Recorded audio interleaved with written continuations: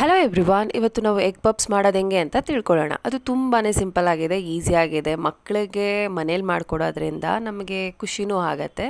So ಬಾಣಲೆಯಲ್ಲಿ ಎಣ್ಣೆ, ಸಾಸಿವೆ, ಉದ್ದ ಉದ್ದ ಕಟ್ ಮಾಡಿರೋವಂಥ ಈರುಳ್ಳಿ, ಇದು ನಾವು ಸ್ಟಫ್ಗೆ ರೆಡಿ ಮಾಡ್ತಾ ಇರೋದು. ಸೊ ಇದ್ರ ಜೊತೆಗೆ ನಾನು ಸ್ಪೈಸಸ್ನ ಆ್ಯಡ್ ಮಾಡ್ತಾ ಇದ್ದೀನಿ. ಯಾವ್ದ್ಯಾವುದು ಅಂದರೆ ಅರಿಶಿಣದ ಪುಡಿ, chilli powder and garam masala, ಜೊತೆಗೆ ಉಪ್ಪು. ಮೇಯ್ನಾಗಿ ಖಾರ ಕಡಿಮೆ ಹಾಕ್ಕೊಳ್ಳಿ, ಯಾಕಂದರೆ ಮಕ್ಳಿಗೆ ಮಾಡೋದಾದರೆ. ದೊಡ್ಡವ್ರಿಗೆ ಮಾಡ್ತೀರಾ ಅಂದರೆ ನಿಮಗೆ ಎಷ್ಟೆಷ್ಟು ಖಾರ ಬೇಕೋ ಅಷ್ಟು ಹಾಕೋಬೋದು. ಸೊ ಇದನ್ನು ಹಾಕಿ ಸ್ವಲ್ಪ ಹೊತ್ತು ಫ್ರೈ ಮಾಡಬೇಕು. ಅದು ಆನಿಯನ್ದು ಸ್ಮೆಲ್ ಹೋಗೋಷ್ಟು ನೀವು ಫ್ರೈ ಮಾಡಬೇಕು. ಮೀನ್ ವೈಲ್ ನಾನು ಬಾಯ್ಲ್ ಮಾಡಿ ಆಲ್ರೆಡಿ ಎತ್ತಿಟ್ಟಿದ್ದೆ ಎಗ್ನ. ಆ ಎಗ್ಗು 3 ಎಗ್ ತೊಗೊಳ್ತಾ ಇದ್ದೀನಿ. 3 ಎಗ್ನ ನಾವು ಕರೆಕ್ಟಾಗಿ ಮಧ್ಯ ಮಧ್ಯ ಕ್ಲೀನಾಗಿ ಕಟ್ ಮಾಡ್ಕೋಬೇಕು.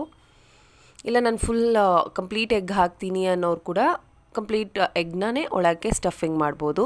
ನಾನು ಹಿಟ್ಟನ್ನ ಕಲಸಿಟ್ಟಿದ್ದೆ. ನಾರ್ಮಲ್ ಚಪಾತಿ ಕಲಿಸೋ ಥರನೇ ಕಲಿಸ್ಕೊಂಡು ಸ್ವಲ್ಪ ತೆಳ್ಳಗೆ ಮಾಡ್ಕೊಂಡಿದ್ದೆ, ಆದರೆ ಆಯಿಲ್ ಜಾಸ್ತಿ ಹಾಕಬೇಕಾಗತ್ತೆ ನೀವು.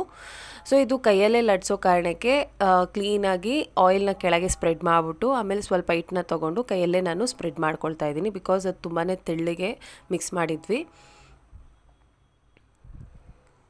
ಸೊ ಇದು ಸ್ಪ್ರೆಡ್ ಆಗಿದ ತಕ್ಷಣ ನಾನೇನು ಮಾಡ್ತಿದ್ದೀನಿ ಅಂದರೆ ಸ್ಟಫ್ನ ಫಸ್ಟ್ ಪ್ಲೇಸ್ ಮಾಡಿಬಿಟ್ಟು ಅದ್ರ ಮೇಲೆ ಅರ್ಧ ಕಟ್ ಮಾಡಿದ್ದಂಥ ಮೊಟ್ಟೆನ ಇಡ್ತಾಯಿದ್ದೀನಿ. ಇನ್ನೂ ಜಾಸ್ತಿ ಸ್ಟಫ್ ಬೇಕು, ಮಸಾಲೆ ಜಾಸ್ತಿ ಬೇಕು ಅನ್ನೋರು ಮಾಡ್ಕೋಬೋದು. ಸೊ ಇದನ್ನ ನೋಡಿ, ನಾರ್ಮಲಾಗಿ ಇದನ್ನು ನಾವು ತುಂಬ ಐಟಮ್ಸ್ಗೆ ಈ ಥರ ನಾವು ಫೋಲ್ಡ್ ಮಾಡ್ತೀವಿ ಚಪಾತಿನ, ಅದೇ ಥರನೇ ಫೋಲ್ಡ್ ಮಾಡ್ಕೊಳ್ಳಿ. ಸೊ ಇವಾಗ ಇದು ರೆಡಿ ಇದೆ. ಆಯಿಲ್ ಆಲ್ರೆಡಿ ನಾನು ಇಟ್ಟಿದ್ದೆ. ಸೊ ಆಯಿಲ್ಗೆ ಹಾಕಿ ಎರಡೂ ಕಡೆ ಕ್ಲೀನಾಗಿ ಚೆನ್ನಾಗಿ ರೋಸ್ಟ್ ಮಾಡಿ, ಸ್ಲೋವಲ್ಲಿ ಇಟ್ಕೊಂಡೇ ಮಾಡಿ.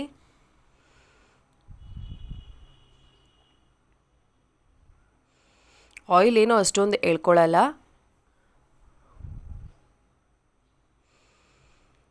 ಸೊ ಇವಾಗ ಇದು ರೆಡಿ ಇದೆ. ಸೊ ನೋಡಿ, ಈ ಥರ ಬರುತ್ತೆ ಪಪ್ಸು. ಇದ್ರ ಸಾಸ್ ಜೊತೆಗೆ ತಿನ್ಬೋದು ಆರಾಮಾಗಿ, ತುಂಬಾ ಚೆನ್ನಾಗಿರುತ್ತೆ. ಮನೆಯಲ್ಲೇ ಮಾಡಿಕೊಡಿ, ಮಕ್ಕಳು ಆರಾಮಾಗಿ ತಿನ್ನಲಿ. ಎಂಜಾಯ್.